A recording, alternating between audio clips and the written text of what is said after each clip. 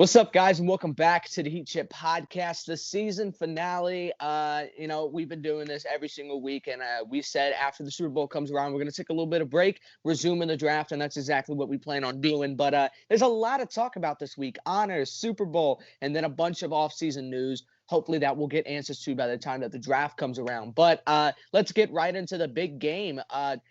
A great performance from the Bucks, absolutely shutting down. I was correct in my passing prediction. I wasn't correct in my interception prediction, but I was correct on the passing, the running, the sacks, but the big ones was the interceptions and pretty much the whole entire score. I was completely wrong on that one, but yeah, I mean, Gronk had a fantastic game. Devin White had a fantastic game, which leads me to my first question. Do you think these two guys, Gronk had an incredible game, would have had an even better game if the pass game wasn't irrelevant by like the time the second half came around? And then Devin White, who was the best player overall in that defense. I mean, 12 tackles, 2 tackles for a loss, an interception, and a pass defense. 9 total pass defenses by that entire team during the Super Bowl, and an amazing defensive performance from the Bucks. Do you think one of those two guys should have gotten it over Brady? Before I get into that, you can't leave out Leonard Fournette. He had an amazing game too. I think 60-something yards or 70 yards rushing with 40 yards receiving, and that big touchdown, which basically won the game. It set the game apart at least. So I'd add Leonard Fournette to that conversation as well. He's had an amazing playoffs. Devin White, his interception was basically meaningless, but those tackles and pass defenses are very meaningful. And Gronkowski with 2 receiving touchdowns, getting back to his old days. But I think Brady deserves it still after leading. I think this is basically a trophy for what he's done all year. I don't know if he was the best player in the Super Bowl, but this is just giving him his props for how he's led this Buccaneers team to the Super Bowl win after coming in and, a COVID season. You can't practice with your players before the season, and Brady somehow gets it done. I think Brady just got it as that type of award. You know what I mean? And I mean, and it's exactly what you said at the beginning there. And I will give you your props. You have proved me, and I'm sure a lot of people wrong about the Bucks. But I mean, you were right on one thing. At the beginning of the year, the Bucks looked messy. They looked disorganized, and that lasted for a lot longer than a lot of people expected. Which made what the way I saw it was maybe it's not them being disorganized. Maybe it's just the fact that they're just not clicking. Like just in general, they're not clicking. But playoff time came around, and that is not the same team we saw during the regular season. Yeah, I mean, you can't tell me otherwise.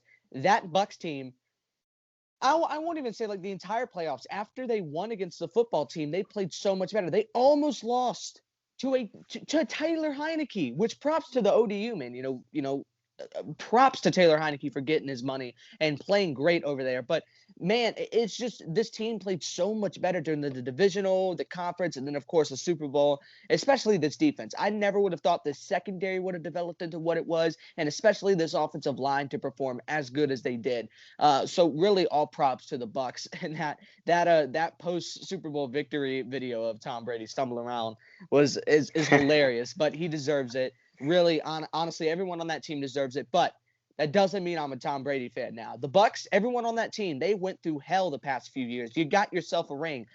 If I see you win the Super Bowl next year, I'm going to hate the guts out of you. That's exactly how it was for the Pats. You got your one ring. Now I don't want to see you again. But let's talk about the honors.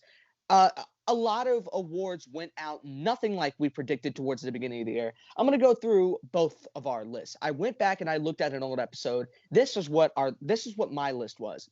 For offensive and defensive rookie of the year, I had CEH and Chase Young.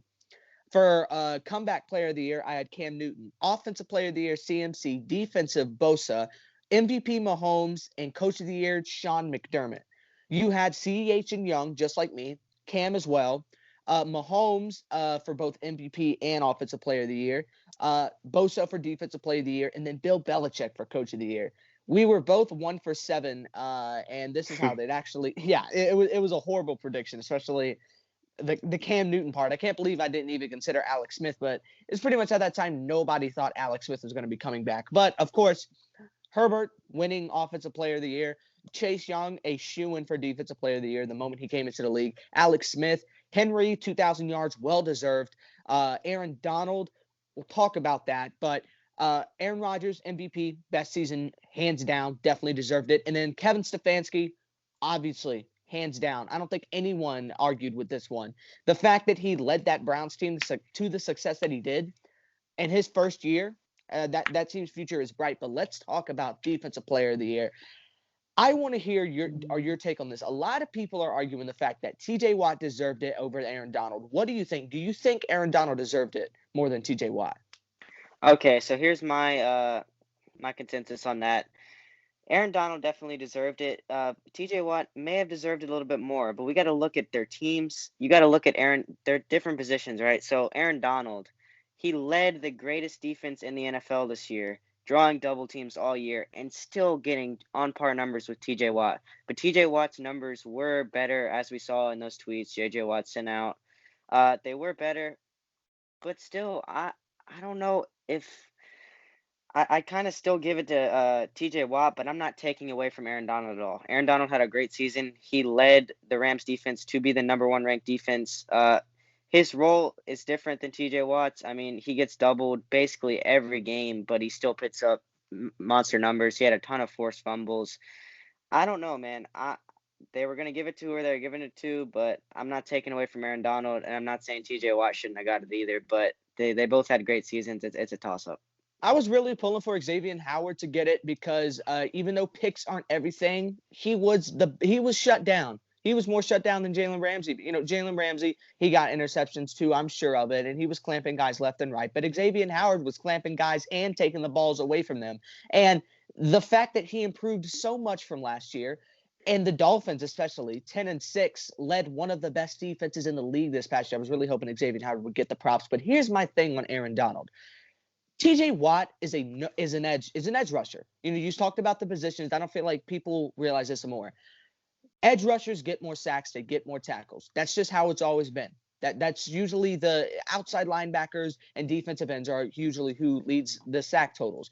Well, Aaron Donald has switched in between edge and D tackle for his whole career. But this year, he only had 1.5 less sacks than TJ Watt and 8 less tackles at the tackle position. The fact that a guy playing the interior can have that close of a stat to a guy rushing the edge it's crazy. You never see defensive tackles with numbers like this.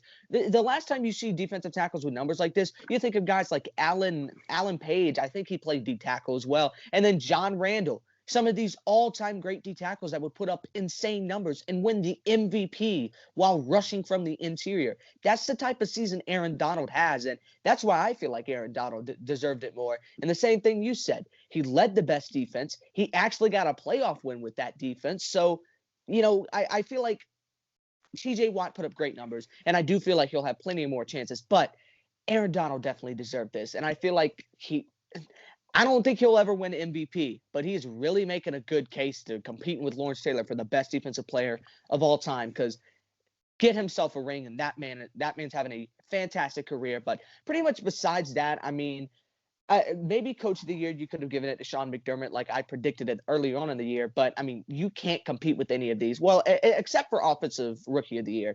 Do you think Justin Jefferson got robbed? I absolutely do. You guys know how much I was rooting for Justin Jefferson throughout this whole season. He's my favorite receiver in the NFL. He broke literally the receiving yards record. I mean, I know Herbert broke a ton of records, but as a receiver, I think that's a little bit harder to do than a quarterback. I think Justin Jefferson deserves that award. He had the record. I mean, I get that Justin Herbert had a crazy season. I just hate that the NFL is so lenient towards quarterbacks when it comes to awards like this.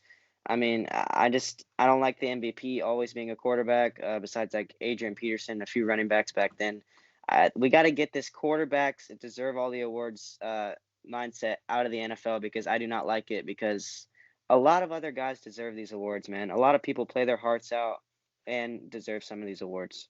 And I mean, not only the impressive thing about Justin Jefferson, because I was a guy who was rooting for co-rookies of the year because Justin Jefferson has his one receiving. I mean, he definitely didn't break the reception record because he had like 1,400 yards on 88 receptions. I think that's the number, which is insane. Having that many yards on below 100 receptions is it's incredible for Justin Jefferson. But Herbert broke franchise records. He broke all-time records, passing touchdowns, passing yards. There's so many records that Herbert went through. And I do feel like quarterback is a harder position to play.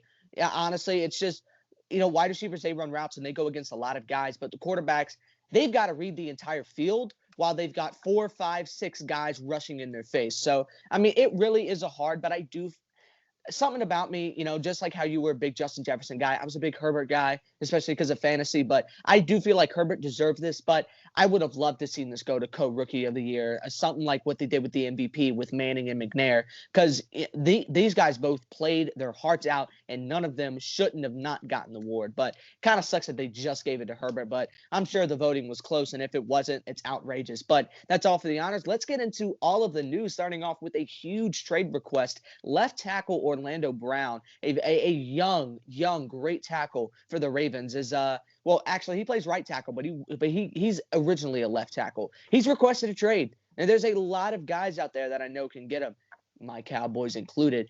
With a guy like Orlando Brown hitting the market, do you think a team trading for him do you think he's the type of guy to make a team championship contender? I mean, he's such a young talent. He's going to be on whichever team he signs with for a good while, and he will compete for a good while because, I mean, me and you were talking about in class the other day of how young he is and how good he is. He's a top 5 tackle in the league right now at his age. He's definitely going to have a ton of value if he gets traded. The Ravens are going to get a lot in return. And the crazy thing is he's 24. He's 24 and he's putting up this much production and this much talent. I mean, guys are going to have to if a team with a higher overall draft pick can manage to keep that, they would have to give up their entire future stock because the Ravens are losing out on a great guy here, but that's just because they refuse to listen. They refuse to move him over to the position he should be playing. But it'll be very interesting to see how that goes down. Also, Kenny Golladay also making his free agency very, very interesting. $16 million a year the Detroit Lions offered him to come back and play with Jared Goff, and he declined it. If he's declining $16 million a year, he does not want to play for Detroit anymore. So that pretty much confirms he's out of there. He ain't coming back. Also, in the whole wide receiver market, Chris Godwin and Mike Evans, they say they're planning on signing either cheap extensions if they need to or getting franchise tag. But the same cannot be said for Lavonte David. Lavonte David said he would love to come back for the Bucs, but he plans on being the highest paid linebacker. And if that's not with the Bucs, it'll be a harsh reality, but it's one he'll live with. How do you feel about that? Do you feel like Lavonte should have at least some more appreciation for the team that gave him a ring? In my eyes, I feel like it's whatever. He played for them and stayed with them for so long. It's about time he gets his money. What about you? Yeah, absolutely. He's a captain for that team. He's a seasoned veteran. I mean, he's done a lot for that team, and he's been a key for their championship run. And he should appreciate them, like you said. If I'm on the Bucks, man, you got people like free agents like Adrian Peterson trying to come there. If I'm on the Bucks right there and I have a spot ready to go and I can resign, I'm resigning. I'm staying there with Tom Brady as long as he's there, and I'm getting the most out of my career that I can. And then maybe you can jump to another team. But Levante David should definitely stick on the Bucks because he is a key part of that defense. Yeah, I mean, they've got a lot of guys. Even though they just won the championship, they've got a lot of guys they really do need to keep an eye on. But Godwin was a guy that a lot of people thought was going to move around. But with this ring, I feel like a lot of people have changed their mind about that, especially Godwin. And Bruce Arians the other day on stage was saying, "You're not leaving us either," or something like that. I can't remember the exact quote, but when they're at their party, he said, "Godwin, you're not leaving us either," when they were talking about something. So looks good for Godwin. It looks good for Godwin. Also, it looks good for Fournette. I've seen a lot of stuff talking about how they plan on re-signing. There's a lot of guys. I don't know how the whole AB thing is going to turn out. I don't know if he's just going to hit free agency. I would imagine they try and bring him back because I mean he's great. If you can manage to keep a talent like that on a short-term, short money deal, because I highly doubt. And I'll give props to AB. He's really turned his life around. He's turned his career around. I highly doubt AB has the power enough to able to ask for big money. So I do see him signing back with the Bucks. But yeah, the Bucks aren't going anywhere, especially even if they lose Lavonte David. They still aren't going anywhere because they still got Devin White back there. But a very interesting story developing. Marvin Jones could be following Matthew Stafford to LA. And with how underrated Marvin Jones is, take a look back when Kenny Golladay was out, he was playing phenomenal. Now imagine Marvin Jones alongside Cooper Kupp and Robert Woods. You've got a top 5 offense in the league. Honestly, really. I mean, if Marvin Jones follows Matt Stafford over there with the amount of weapons over there, I wouldn't be surprised if Stafford puts up MVP caliber numbers because he's got a great guy in the backfield he can check down to. He's got a good O-line with Andrew Whitworth coming back for the 15th million year in a row. Guy's almost 40 and he's still playing left tackle. Great news for the Rams and good for him, but don't know how long that's going to last. But there's some guys that are leaving. Josh Reynolds was their wide receiver 3 for the longest time and replacing that with Marvin Jones. Do you think this happens? And if it does, how big of a win is it for the Rams? Oh, it's going to be huge because we were looking at the Rams earlier in the year as Super Bowl contenders, like middle of the year. I'm really excited to see what they can do this year, honestly, with all these pickups and a great defense, the best defense in the league. Things like this are going to make a big difference. Marvin Jones being a wide receiver 2 or 3 on that team will make a huge difference come playoff time. He is a big play machine, and I think he's going to be a really good addition along with those kind of route running type guys like Cooper Kupp and Robert Woods. They kind of need a big play guy like that, and I think that would be a great addition, especially alongside Stafford, who already has good chemistry with him. Yeah, I mean Marvin Jones is a great deep threat guy, and having Woods at the 1 and then Cooper in the slot, I wouldn't be surprised to see more 3 wide receiver sets than we do just like 3 tight end sets and them just running the ball because there's no way you can't run the majority of your offense without all of those guys in the field. I mean, hell, look at Tampa. That's how they've been running their offense. And, 4 wide receiver sets. It's great for them, and it will be great for Rams if they do manage to continue with this lead and bring in Marvin Jones alongside Matt Stafford. Also, we've got Juju and Fuller have been on the Jets' radar. Now, I think the Jets should really, really just ditch these 2 young guys and go for Allen Robinson because I still feel like Robinson will be good for the amount of time you'll be signing Juju or Fuller. But if they do want to go for a more youth movement, which I think they probably will, knowing Salah's mindset, who do you think would be better for the Jets, Juju or Fuller? I go Fuller. I think Fuller is definitely the better guy. Suspension problems, yada, yada. You might be able to get him for less because of those suspension problems. I just think Juju's so overrated. I feel like Fuller here would be the better sign. What about you? If you look at the receivers that are already in the Jets, I think Juju fits better with that team.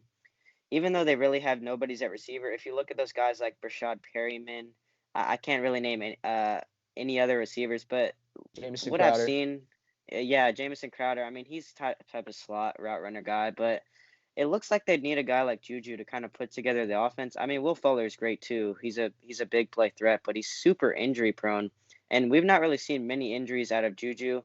If you're rebuilding a franchise like the Jets are, I'm not a fan of going out and getting an injury prone guy who's basically gets injured every year that he doesn't take steroids or something like that. But I'm more of a fan of Juju right there for the Jets. And then something keeping along with the Jets thing. Darnold apparently is a very hot commodity for a lot of teams. We've got the Colts and San Fran as likely targets. And then the Panthers and Washington football team are interested as well. Panthers, no, stop. Deshaun is the only guy you should be worrying about. Don't go for Darnold. Teddy Bridgewater is better than Sam Darnold. Why wouldn't you just full on go for Deshaun? And we'll talk about that later because more stuff is developed into that. That franchise is just a pothole of crap right now. But Darnold, San Francisco, Colts, Washington, and I guess Carolina, even though I don't see him going there. Out of all those teams, I've got an idea of what I think will happen, but I do want to hear who do you think will be the best fit and who should pick him up? 49ers look like the best fit right now if they don't go out and get someone big because they've already missed out on Stafford. And you get a young guy like Darnold who we haven't really seen yet, who we haven't seen on a good team with weapons. I don't think we should doubt Darnold as much as we do. Just because he's been on the Jets, he was a huge talent coming out of the draft. Everyone was excited for him. And then he just fell off. He hasn't been provided any weapons really or a defense. So I think the 49ers might be the best fit for him, but we haven't seen his true talent yet, so we can't really judge his caliber of player if he'd be better than Jimmy G or even freaking Nick Mullins or whoever's their second string. But I'd bring him in if I was San Francisco if you can't get anyone else and you know for sure you're getting rid of Jimmy G. And the bad thing is that a lot of those teams who are up there, I mean, besides from the Panthers and I guess Washington, the San Francisco and the Colts are win now teams. I feel like they're one piece away from San Francisco is still a very talented team. Do not get it wrong. All they have a really high draft pick. They draft a guy like J.C. Horn, hell, Caleb Farley if he somehow manages to fall down to them. But they draft a good cornerback in the draft, and they're back to being an elite defense. They still have so much talent that's going to be coming back. And they're just one really good quarterback away. And even though for me, the best deal is Jimmy G and probably a second or third for Darnold. If you want draft stock, you're going to have to get a later round pick. But honestly, I would probably think Sam Darnold would go to the Washington football team. They're a very young team. I still feel like they're not that far away from being really, really good and competing well in the NFC East. It's pretty much how the whole NFC East is. It's either people are too injured or they're one piece away. And I feel like Darnold developing with Ron Rivera, he has good enough weapons there if Washington can bring in a guy, like the guys we've talked about, Marvin Jones, Juju Fuller, some guy like that to bring into Washington and help Sam Darnold develop. It'd be great. And I feel like Washington really is the best fit for Darnold. But talking about the Texans, I've been saying over and over and over, Deshaun to the Panthers, Deshaun to the Panthers. Well, the Texans have been like, no, we don't want to trade him away. What do you mean? He's requested a trade. You don't keep guys who request trades, or your team is going to be doing nothing. You're going to lose out on value. He's going to hold out until he's able to get released. He's going to force you a release, and you're just going to lose out on talent that you could have gotten for him just because you were too stingy to trade him away. Well, the guy who was saying they weren't going to trade him away resigned. 20 years with the Texans. All of this news going around about a Deshaun hates the Texans. The Texans like Deshaun. They don't know what to do. And the guy just calls it quits, leaves. 20 years all for nothing, leaves out of there. This franchise is such a joke. So do you think the Texans will still try to keep this mindset and have Deshaun on their squad come training camp? Or do you think with the team president going out of there, they're going to bring in a guy who's basically going to be like an NBA type of guy? Look, I'm here now. I realize what your guy was doing earlier was not good. So guess what? I'm blowing it all up. It's going to be the whole trust the process thing over there in Texans. I feel like that's what they really do need to do. But what do you think? How do you think they should be approaching this whole situation? Well, you look at what Deshaun Watson said. He's probably gonna hold out. I mean, I'd hold out if I was him. You guys know I don't like this whole if we're not winning, request a trade mindset. But with the Texans, I mean, it's kind of a different story. I mean, I kind of feel for Deshaun on this. I don't like players requesting trades for off losing teams, though. I think you shut up and play if you're making big money, like Deshaun is. But this is just a bad situation. They haven't treated him well. They've traded away his weapons. Maybe this new owner can fix this situation and get the most out of it rather than holding him hostage and making it even a worse situation. I think if this guy wants to trade so bad, he's saying he's going to hold out, you got to get what you can and try to move on with the franchise. You can't just keep holding it in a rough patch and getting nowhere. Yeah, and I mean, it's just a very, very rough situation, like you said. Not only have they traded away all of their talent, you're like, oh, if they traded away all of his receivers and all his talent and stuff, then they would have draft picks. No, they don't have any draft picks. They have none. I don't think they have any first-round picks for like this year or next year. So it makes it even worse. I don't blame Deshaun for wanting out because that franchise is the worst franchise in football right now. Worse than the Jets, worse than the Jags. Texans are at the bottom of the list. It's a shame to think that a team could do this much crap to a guy that they hailed their guy for the future, and they haven't treated him like it. It's disappointing, and it's a shame when you do this to your quarterback because you're throwing away what could have been great because they made the playoffs last year. They looked like a good team on the rise, and then they threw that in the trash for no reason. It's the reasoning behind a lot of the stuff that they've done is bare to none, and it's really all because Bill O'Brien was there a few too many years. It's a shame, but also Russ. I didn't think this would end up happening, but all of a sudden Russ is frustrated at the Seahawks. Look back at how many times I've said this. Russ's O-line is tragic. He's gets sacked. He's gotten sacked more than any QB in like the past like 5 years. It's atrocious. I mean, maybe if Deshaun was in the league longer, he'd be up there. But Russell Wilson has been getting sacked for years on out, and he's frustrated, and I don't blame him. this team does not know how to build an offensive line around him. They can bring in all of these weapons on defense and offense, but guess what? You don't have what it takes to protect him. That's why you got eliminated in the first round, even though you won your division. So Russ is frustrated. The Seahawks are frustrated at Russ for him expressing his grievances like that, like Russ will even care that they're mad at him. Do you think this is just child's play? This will be nothing? Or, I mean, do you think this will end up developing into something? Because if this really does end up being true frustration and develops into something bigger, which I do not blame Russ for, we could be looking at the biggest offseason in NFL history with Deshaun and potentially Russ moving around. I don't think Russell Wilson will leave the Seahawks. And why is because they've had so much success. Russell Wilson has found a way. We need to give credit to Russell Wilson because he's found a way to play with the battle line for a few seasons in a row now and almost put up MVP numbers. But that's another story. But I don't think he leaves the Seahawks. That's his home. He's good friends with the coach. He's developing with DK Metcalf so well. I think it's a good situation for him. I don't see why he'd want to leave. I mean, you can talk these problems out with your managers, but I wouldn't leave if I was him. Yeah, but it really just comes down to the point to where he's getting into the later stages of his career. He's been in the league for a little bit. If you are a more mobile quarterback and you do not have an O-line, you're asking for your career to be ended earlier.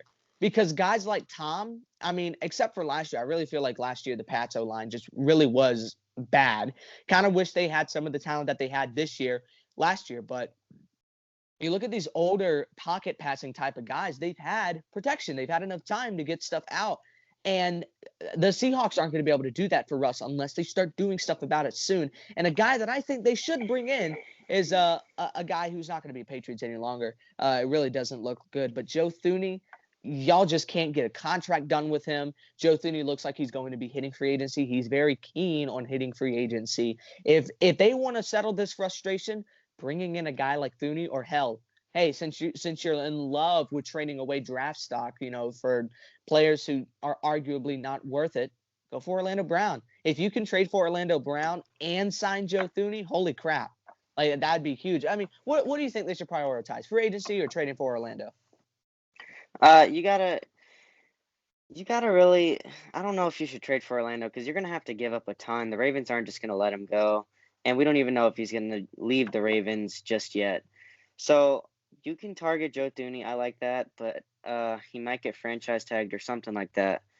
But we'll see what happens with that. I don't know if they're gonna make any huge moves like that. Maybe a few little upgrades here and there, but Russ says this stuff sometimes and nothing really happens, but we'll see how that goes.